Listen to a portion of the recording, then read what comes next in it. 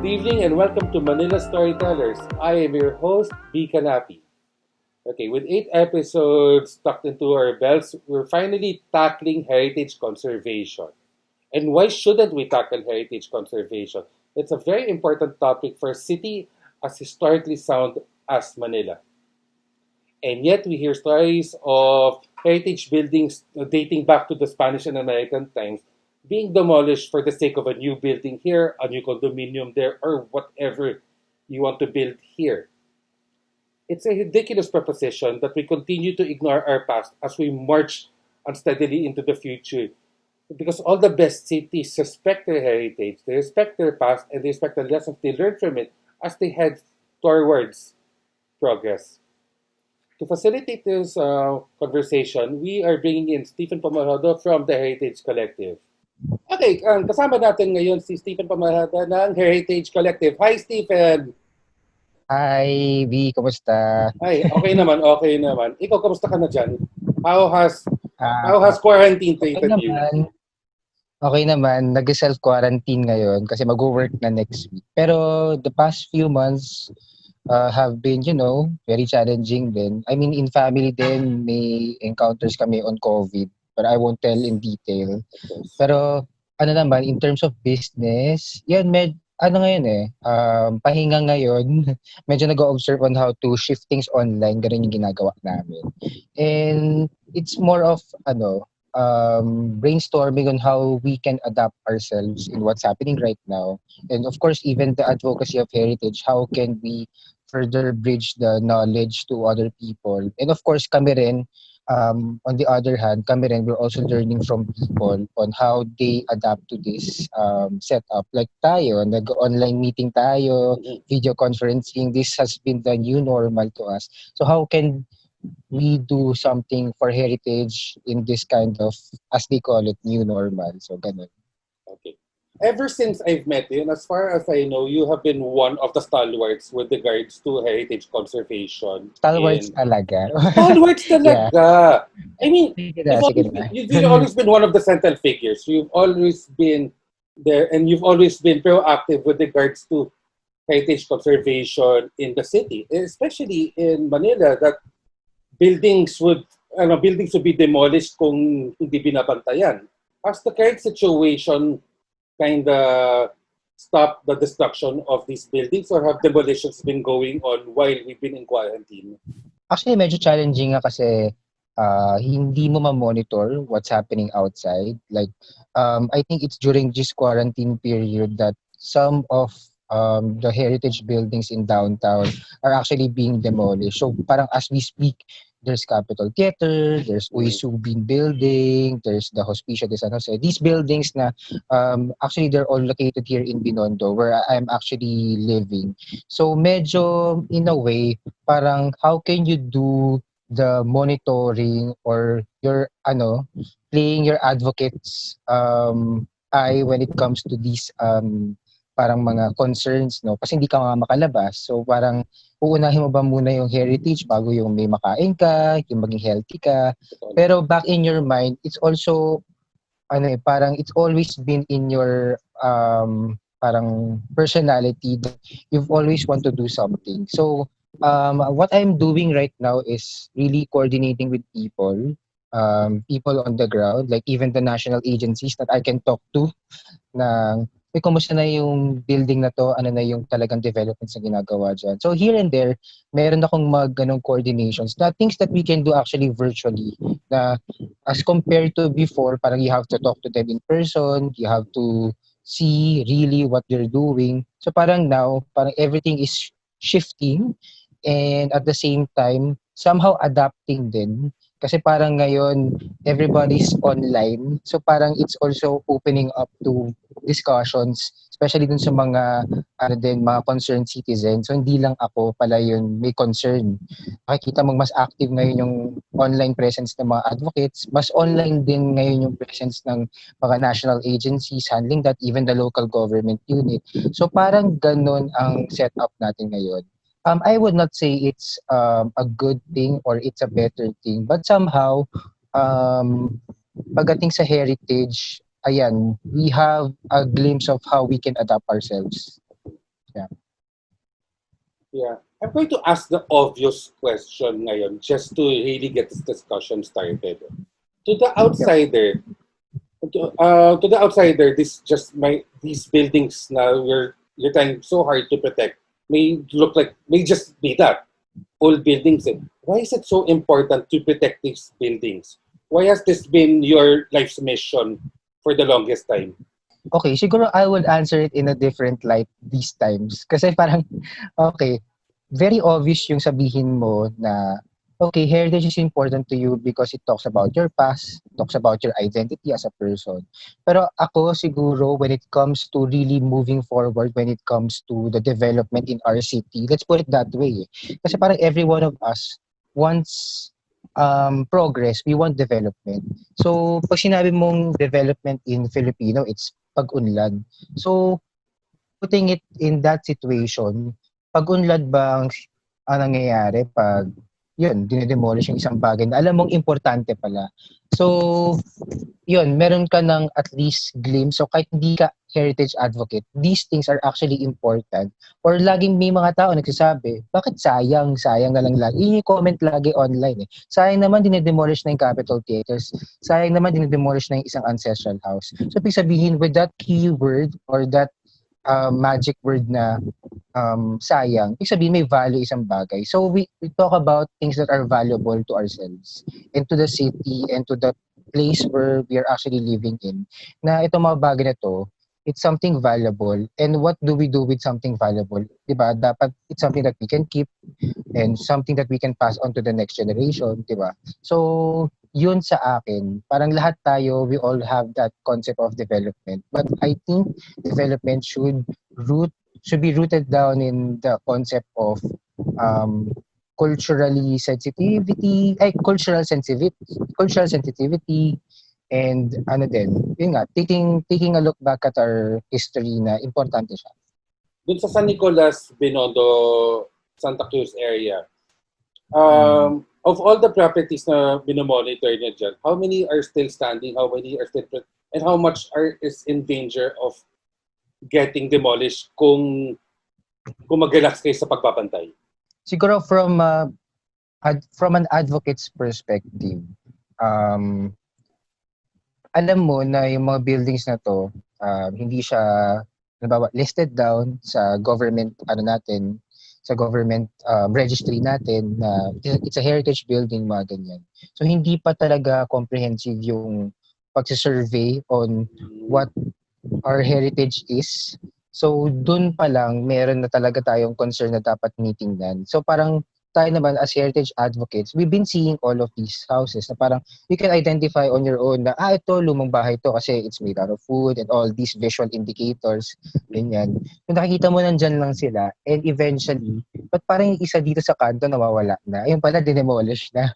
So, yun yung pinaka-reality, especially dito sa closer neighborhood ko dito sa San Nicolas na part somehow ng Binondo, ganun ko siya i-cluster. So itong Binondo and San Nicolas area, maraming dinedemolish dito. And merong iba, may intervention na ng government, but most of the time, as we all know, hindi pa rin siya nabibigyan ng pansin. I would not say na it's all because of the government not doing something, but it's also because of current residents and the community not really putting that much effort or action or care about these buildings or these structures. So yun yung kailangan natin talagang i-marry na concept, the involvement of the community and the intervention of the government.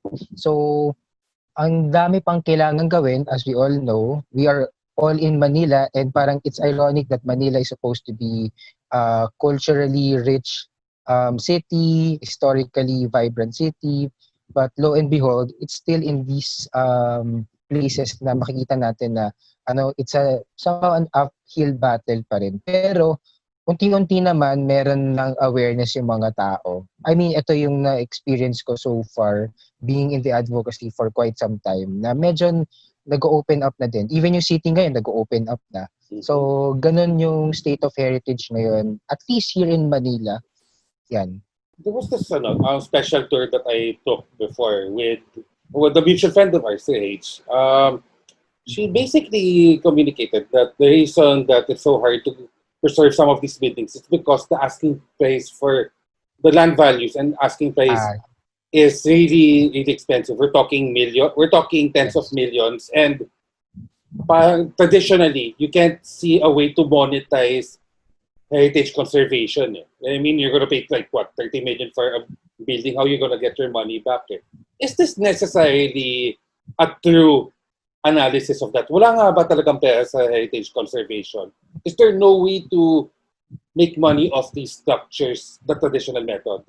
Yun yung reality 'no, yung halimbawa mataas yung property value dito sa Binondo kasi Mhm. parang dito actually kumukuha ng tax yung city, eh, kasi pinakamalaki dito sa District 3 or Binondo, ang laki Mhm. ng nage-generate na tax dito sa area na 'to. And parang yun yung concern nga na if you are going to somehow freeze these properties in the name of heritage, parang hindi na magpo-progress yung place. In my opinion naman, there are many ways that we can go about it in terms of the economics of heritage. One point is yung halimbawa, they provide tax incentives in other cities like Silay, Iloilo, I think also vegan, they give tax incentives to heritage properties. So parang the concern of property owners that they cannot maintain their heritage because we still need to pay real property taxes, ganyan. It's all it's really a reality and it's being experienced by many heritage owners din.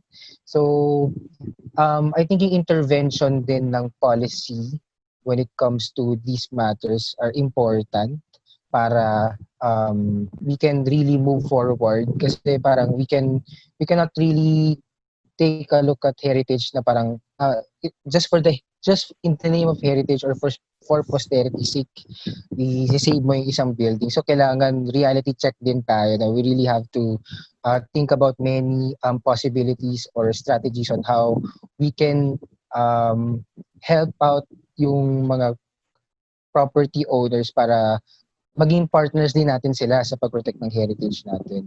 And further down, ang makikita ko dyan, ano eh, parang hindi lang naman yung aspect na yun yung dapat tingnan, yung sa taxes, yung pagdating sa incentives, um, I think yung may play talaga dyan is yung community. Yung community na talagang mag-advocate na dapat sila yung nagpo-protect ng heritage nila. Kasi parang yun yung kulang pa sa ngayon. Halimbawa, maraming tao na or may ilang mga tao like for example, ilan sa mga ginagawa ko ngayon, yung pag-write ng petition to save heritage buildings. Um, sana yun din yung isang bagay na in the name of parang participatory governance, we can all work together para ma-save yung heritage natin. So, I think dapat yun yung mga things na we can look at and we can explore and we can share to people para we are all in this together, hindi lang yung iilan lang yung nakikare about this. So yung aspect ng policy and community involvement in these kinds of advocacies. Okay. Kasi yung tanong mo parang mahirap ba talaga na i-save itong heritage na to? Marami kang pwedeng tingnan na possibilities. Not just the economics, not just the governance. But you have to look at the heart of people talaga. Parang you really have to understand what it is all about para we can bring them in dun sa advocacy that we are doing. Yun. Is heritage a tough subject to teach people who are generally either apathetic about it or who generally have um, different priorities? And the last thing that they're thinking of is how to preserve a building or preserve a marker or preserve a history that they feel may or may not necessarily apply to them. Realistically speaking, I would say that the the value of heritage doesn't show up parang upfront, right in front of you. Oh, ito yung ibig sabihin ng heritage. Like for example, we all know that heritage has potential when it comes to tourism, Yes. when it comes to uplifting the community, when it comes to giving livelihood. But yun nga parang if we would be able to bridge that idea that heritage is something important to them but not really upfront yet, doon natin mau-open yung hearts nila and yung minds ng mga tao. That this is actually an important concept that we are all involved with. Like kahit balikan natin yung constitution natin, I would not be be legalistic about this, pero Sure. sa constitution pa lang natin parang this comprises the ideals and values of a nation na importante yung conservation and popularization of our heritage kasi even the constitution itself would tell that this is really important. Pero so much with the law and all these things, babalik tayo dun sa importansya ng sino ba talaga tayo? Kasi laging yun yung tanong naman natin eh. Kahit bilang isang tao, we've been really asking ourselves who we are. We've been asking ourselves where we are heading. We've been asking ourselves what are we going to do in this lifetime. I guess heritage is one of the many advocacies that we can look at. And I'm not just saying that heritage is just like a minor advocacy that we can look at. I think the if we are able to see through the lens of heritage when it comes to um, valuing our city, valuing our family, valuing our neighbors, valuing our community, I think we are heading towards a better and livable environment. Like in our city na lang, I would say, for example, here in Manila, if we're going to look in through the lens of heritage and culture here in the city, I think mas maiintindihan natin kung paano ba dapat mag-work yung lugar natin, yung city natin. And that would bring us towards yun nga, magkakaroon ng livelihood, magkakaroon ng tourism, magkakaroon ng mas malinis na environment kasi alam natin yung heritage pala dito sa lugar natin, ito yung values na kaakibat nitong mga heritage buildings na to, even yung intangible heritage natin, yung mga practices. Mm-hmm. Grabe, I think yun yung yun din yung tangent natin when it comes to loving our country because loving our country in loving our country, we can actually show our values, our ideals, our expectations, or our dreams for our city, our community, our families, our friends, to ourselves. Kasi marami tayong makikita na um, possibilities and potentials even with that. Parang sinasabi nga nila, culture is what you are. So, and another parang saying, culture is life. So, if you don't have culture, so what do you have right now? Parang ganun yung natin dyan, pinaka catch natin dyan. So you did mention tourism as something that can be something that can benefit greatly from heritage. Like for example, let's take Binondo.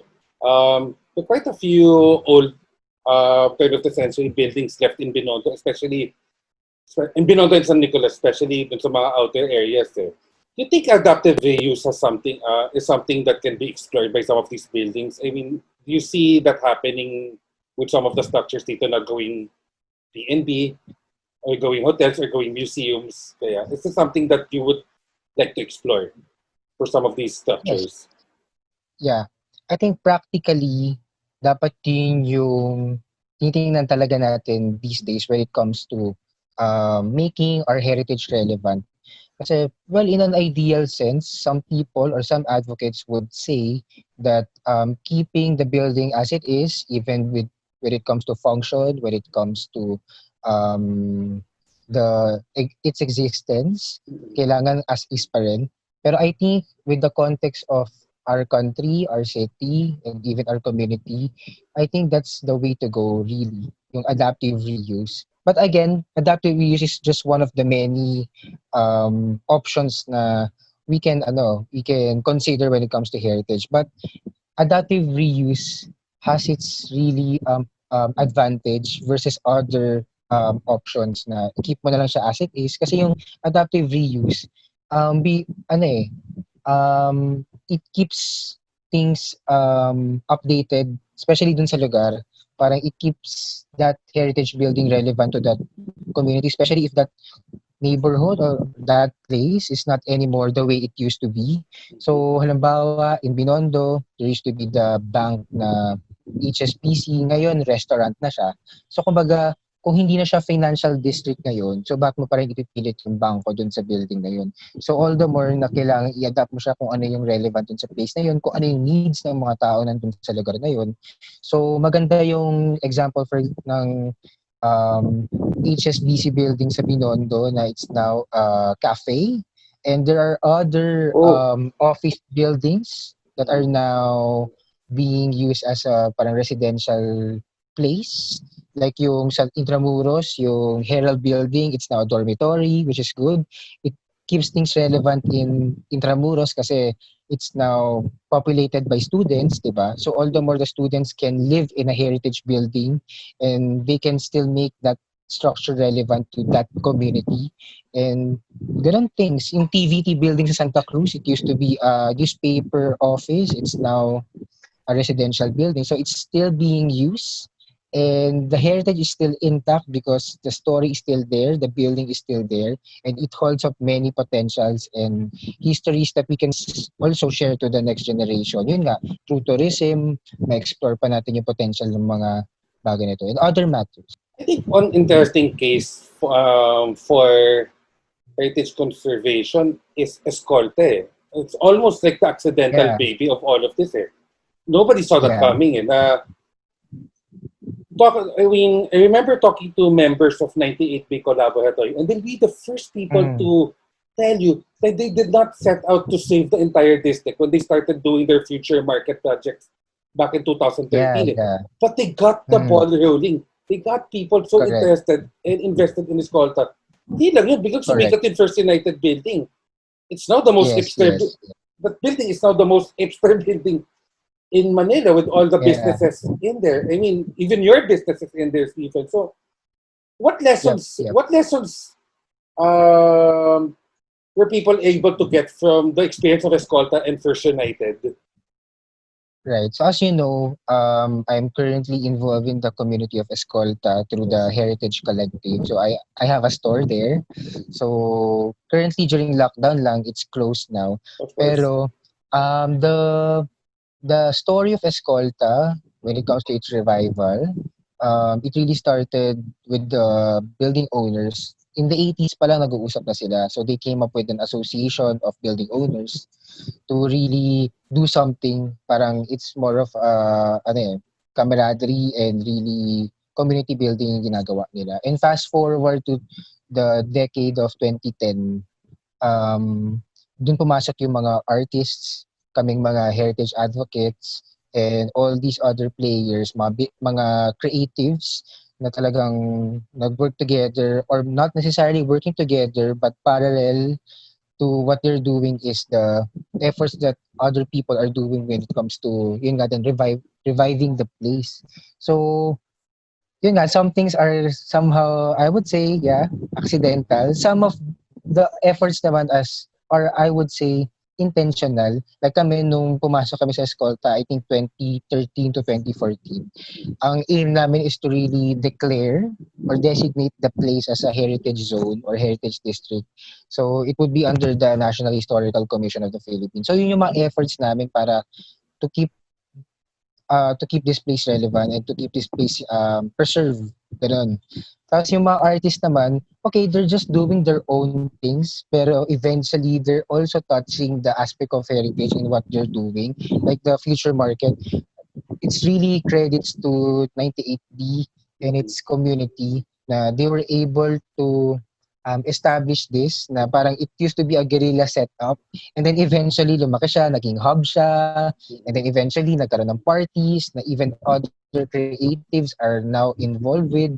So, lumaki siya kasi parang nag-start sa mga maliliit na mga bagay na, okay, accidental nga as you would say, but eventually people would see the value behind all these efforts, accidental as it may sound or it may be, Mm. and eventually people would really see the value behind it and it would turn into things na efforts that are really intentional towards reviving it. So what Escolta that we see now is actually a product of challenges, mga stories of heartaches, I would say. Heartaches sa saman yung talagang love story, but heartaches when it comes yun nga, may demolish na mga buildings, Mhm. may mga hindi nag-work na mga efforts, may mga tinry na mga efforts pero hindi talaga siya super perfect. Pero meron din namang kasamang ibang stories of success like yung Escolta Block Parties na alam Okay. nating pinupuntahan ng mga tao, hub me club that is now being that is now functioning as a creative hub, creative place where you can hang out, you can have your haircut done, have enjoy your coffee, mga ganong things. I think the effort, it's one building at a time. Nag-start pa nga lang sa First United Building, but the vision in the long term is really everybody working together as a community, and maraming buildings yung na involved na when it comes to the revival of this heritage district. So ganon siya. It's a good case study, and I would say, and coming from a person who is actually involved in this um, advocacy or this efforts, it's a case study na merong success and sad stories din. So, yun, matututo tayo. I mean, we're still learning. And it's still not, parang hindi pa siya end ng fairy tale eh. Parang tuloy-tuloy pa rin yung kwento niya. So, kami, and well, tayo, I would really invite you guys to be part of that story. So parang love story siya na anong gusto natin maging pinaka-ending. Sad ending ba o happy ending? So it's up to all of us. Okay. Tawag dito. So, as far as Escolta is concerned, you're right eh. You're absolutely right in the sense that parang it's still a continuing story eh. That maybe in the Yes. future, more buildings will be involved with it. Baka believable na nga na within the next 5 years, baka there will be new establishments that will the continue and build on the gains Yes. na achieved ninyo over the past decade. And I can Right. totally see that happening eh. Okay, ngayon, itong question ko. Are there other places in Manila where you can see this happening if the right elements and a mixture of public and private enterprise is concerned? Are there other areas in Manila na pwedeng mangyari din ito na ripe for development in terms of heritage Right. conservation and using it? Okay. Um, so far kasi my advocacies in when it comes to heritage are really focused in downtown Manila, like Binondo, Right? Escolta, San Nicolas, yan, Right? Santa Cruz, Yeah. Quiapo.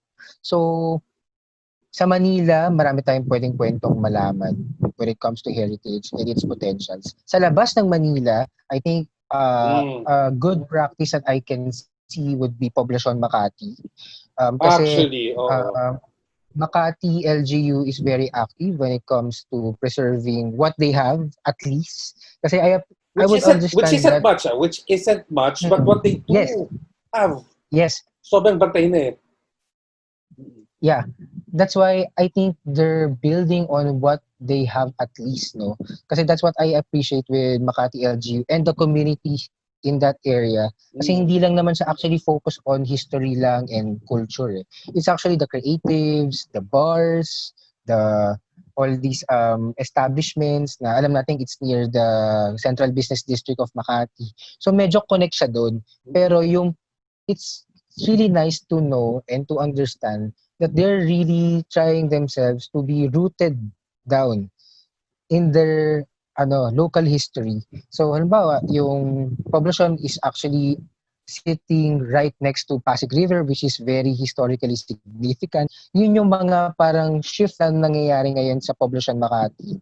And I really appreciate the efforts of not just the public sector but also the private sectors na they're investing in the place. So maybe ngayon lang lockdown medyo nagkaroon ng parang imbalance, but you would see na meron ding mga buildings doon na ina-adaptive reuse, yung mga ganun things. And establishments are actually seeing the potential of that place because yun nga, nakikita mo nag-iinvest na sila, may mga creatives na rin na nandun, may mga bars na nag-open up. So, yun yung isang case study that I can see in outside the city of Manila. Going back naman sa city of Manila, um, I would say it's still a developing story. Like Yes. I would shift my what I'm telling now is I would shift my story now to Quiapo. Mm. Right now, in Escolta, they already form a parang building owners association. So now in Quiapo, they're actually building or establishing a homeowners association. So homeowners siya ng mga heritage buildings. So like Mm. Bahay Nakpil, Bautista, Mm. San Sebastian Church, yung Laperal Apartments, Ocampo Pagoda. Tapos kami, stakeholders ng isang organization that we ang pangalan ng org namin is Kapitbahayan sa Calle Bautista. So we are ano naman handling or taking care of another heritage house which is yung Boix, BOIX, Boix POIX, House. yeah. So Yeah, parang kami yung mga stakeholders working together na parang kami yung mga parang homeowners or home custodians association. Ang pangalan ngayon ng group namin is Quiapo ng Puso Ko. Kasi parang Quiapo daw is the heart of Manila. May mga ganun sila mga terms. So Quiapo ng Puso Ko is the tentative term for the homeowners association. And what we are doing now is really strengthen the bonds of these heritage homeowners. And parang it's a discussion or it's a discussion and a focus, parang it's a FGD ng ano ba yung mga concerns na kinakaharap nitong mga buildings na to. Like, ganun din yung story. Meron ding mga condo na itatayo, baka maging Torre de Manila daw, dun sa Quiapo, mga ganong concerns. So parang yun din, napag-uusapan din siya. And it's a good thing that these people are somehow uniting para mas malaki yung voice that they can gather so that when we advocate for something, when we push for something in Quiapo, especially when lobbying something to the local government in response would really do something positively. So ngayon, yung Quiapo, meron na ding tours doon na it's being handled by San Sebastian awesome. Conservation Foundation. So maganda na meron din silang mga projects ngayon on how to share the story naman of Quiapo. And I think isa sa mga developing story din, pero hindi pa naman siya final pa, hindi pa rin, it's still in the pipeline, is also to designate then certain parts of Quiapo as a heritage zone. So parang yun yung mga efforts that we are doing behind the scenes, and we are yet to present it also to the public so that they would also be involved in what we're doing. So, yun, Quiapo. Yeah, that's another interesting story to explore. You mentioned that you're also quite close to San Nicolas. That and we've actually taken how many tours of that place as to be shown all the structures na nandun. Ano ang Usually, status? every Holy Week natin ginagawa yung tours doon kasi Oh, wala masyadong yes. tao. Oh my God. Yes, yes, Stephen. I remember. I remember. Yeah. Yes. It's For always a fun experience. Yeah.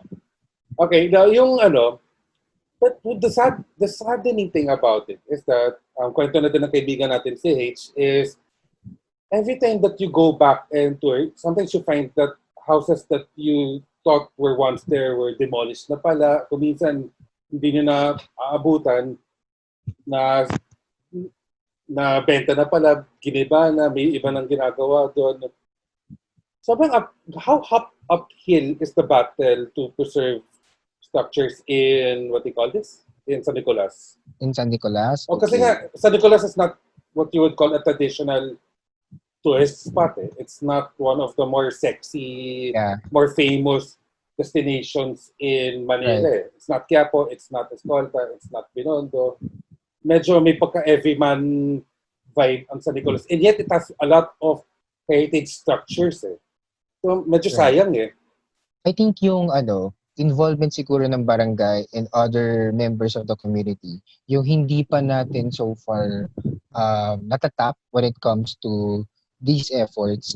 Although we know some people who are also our neighbors na part din sila ng community, na they're actually doing something. Like there's a teacher in the nearest public school there who does advocacies also on heritage. He's actually a museum curator na he established the museum in our public school kasi may archaeological site dun sa lugar Yeah, yung, namin. May mga ganun palang teka, mga yung sa San Nicolas, di ba yun surprising ano. yung dating marketplace? I know it's a really Yes, complicated the Spanish old word. I keep market. forgetting. Ha? Yes, the old Alcaiceria de San Caesarea. Fernando. Okay. Yeah. Yun yung silk market Mm-mm. na where the current public school is Yes. now standing.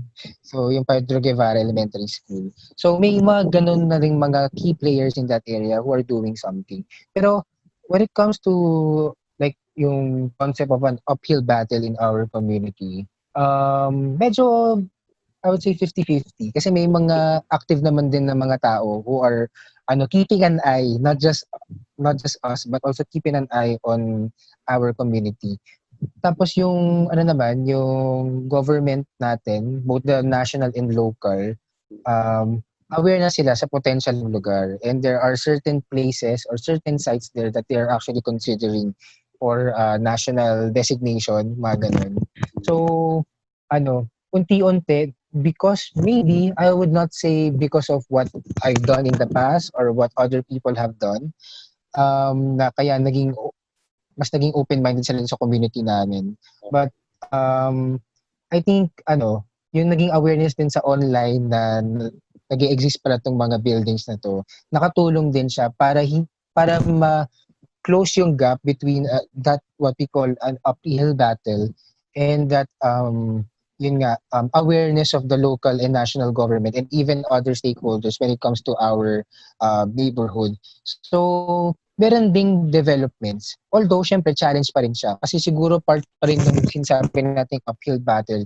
Yun nga, given the potential of the properties in San Nicolas na it's still also near Binondo and it's being, I would say, infiltrated by some Chinese businessmen. When I say Chinese businessmen, yung mga mainlanders, Mm-hmm. na parang they're looking at some properties in San Nicolas and Binondo as their potential warehouses. So kumbaga, what's the point of keeping that heritage house when you could do as what they call a high-rise warehouse. Hindi siya high-rise condominium, high-rise warehouse. That's already becoming a trend nowadays in San Nicolas and Binondo area. You would see high-rise buildings. You would thought of as residential places, but it's not actually that. It's actually industrial buildings na warehouse na alam mo, dating nakatayo doon, mga heritage house din. Parang ganyan. So, yun yung mga challenge pa rin hanggang. I can totally see the point of high-rise warehouses eh. But maybe somewhere else? Sayang eh. Yun nga eh. Yun nga eh. So parang baka pwede naman nilang ilipat somewhere else kasi parang looking at the potential and seeing the dynamics of that place. Kasi when I say dynamics, yung practical side ng lugar eh. Kasi kung sobrang taas na ng mga buildings dyan, would they be able to cope up with traffic? Would they be able to cope up with the drainage and all that? I think we really have to consider all these things towards a better planning. So yun nga hindi tingnan mo, yung heritage is really a big component when it comes to city planning and proper neighborhood planning na hindi nila masyado nakikita. Alam mo, yung Manila nga kung ang trivia dyan, Manila in all of its, all of Manila is actually an archaeological place. Yes. Tapos hindi pa siya hindi lang nakikita yung potential na yun.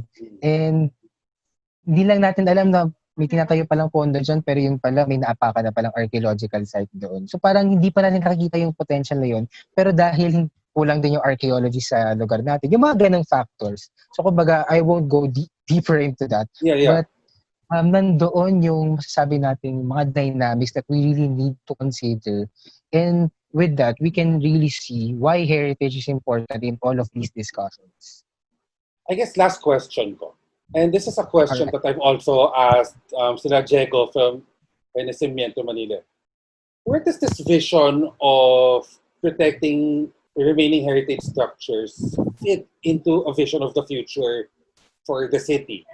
Kasi some people would like to equate progress with, you know, shiny new buildings here and there. Sometimes they mistakenly think that heritage and heritage conservation has no place in a future-facing society.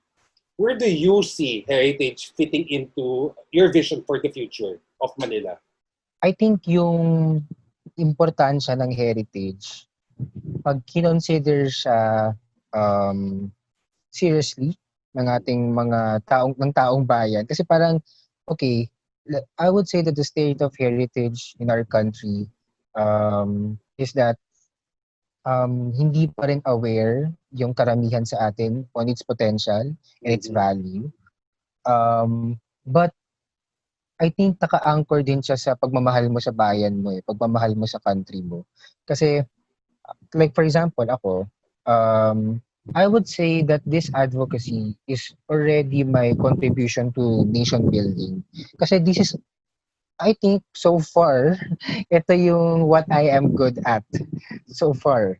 Pero marami, kumbaga lahat ng tao may kanya-kanyang contribution towards nation building. But I guess for me, it's still my contribution na parang dahil hindi siya nakikita ng iba.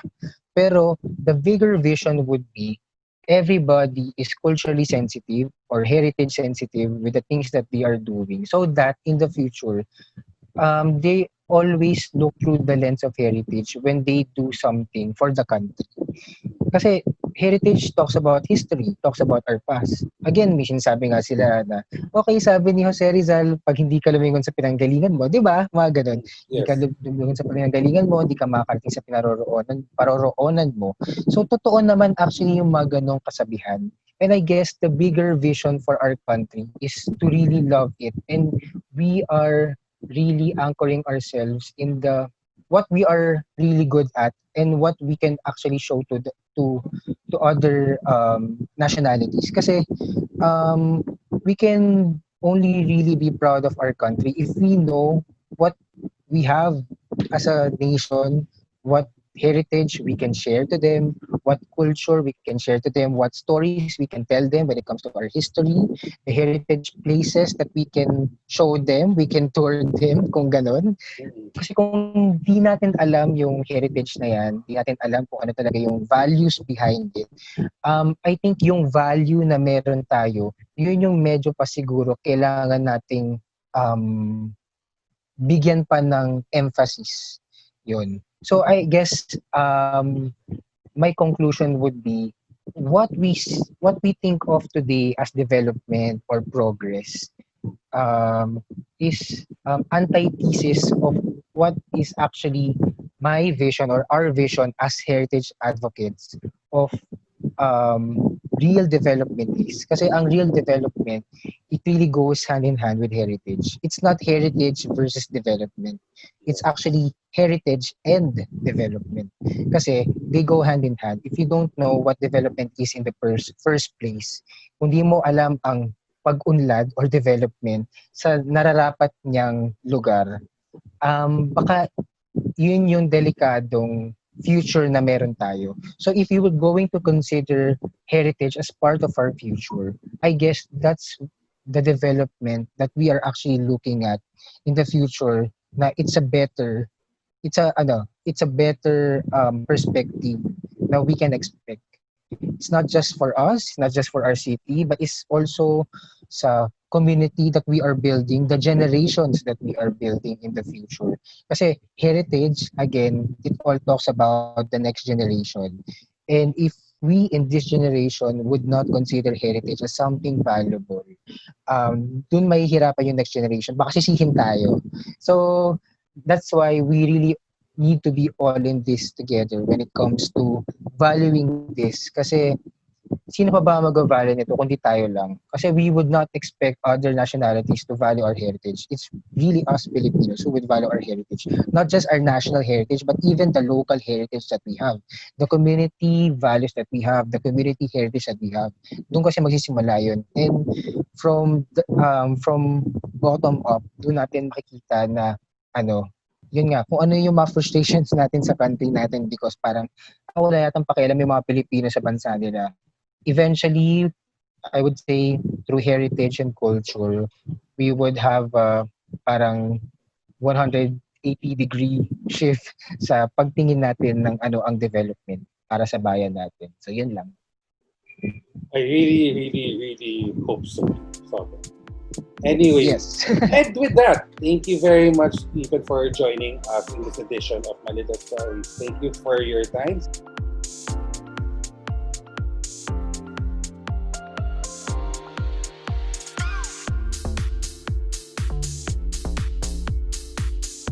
Thank you very much, Stephen.